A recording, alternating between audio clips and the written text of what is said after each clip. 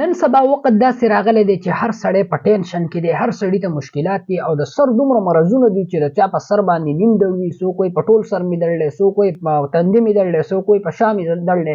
انشاءالله یو مختصر وظیفه درته درکومه، دوه ټکي درله درکومه چې هر سړی کولی شي، بوډا، ځوان، نارینه، زنانه، هر سړی کولی شي. او د سر چې څومره مرضونه دي که نه، د سر جمله امراضو دپاره دا ډېر زیات مجرب دی، علما کرامو لیکلی دی. ګورئ جي د هر فرض مانځه نه وروستو، د هر فرض مانځه نه وروستو به هر یو مسلمان چاته د سر امراض وي، هر سړي ته وي، نو دا د په پابندۍ هر مسلمان کو. انشاءالله الله ټول مرضونه به زموږ د سر چې څومره مرضونه دي هغه به لرې کړي. د هر فرض مانځه نه وروستو به لاس چې کوم دی په سر باندې کېږي، 11 پیرې به په یو سا باندې دا وي، یا قویو یا قویو یا قویو یا قویو یا قویو یا قویو، 11 پیرې په یو سا باندې به دا وي. صحیح ده. دا د سر چې څومره جمله امراض دي د دې لپاره ډېر زیات مجرب دی. یو عمل ده.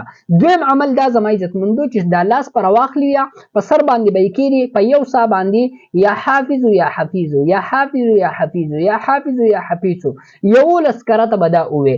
انشاءالله د سر چې څومره امراض دي که نه، الله رب العالمین به تا ته د دې نه نجات درکړي.